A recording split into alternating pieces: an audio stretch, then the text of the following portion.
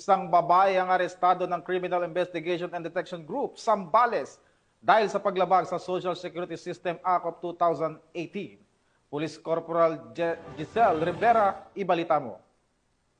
Ang isang babae sa probinsya ng Zambales na may kinakaharap na kaso kaugnay ng paglabag sa Social Security System Act of 2018.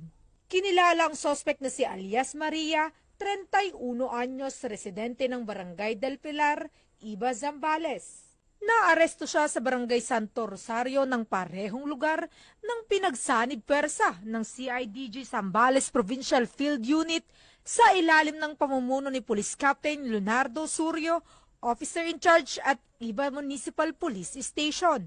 Ang warrant of arrest laban sa kanya ay nilabas ng korte para sa kasong paglabag sa Republic Act 11199 o SS Act of 2018 na may 72,000 na piyansa.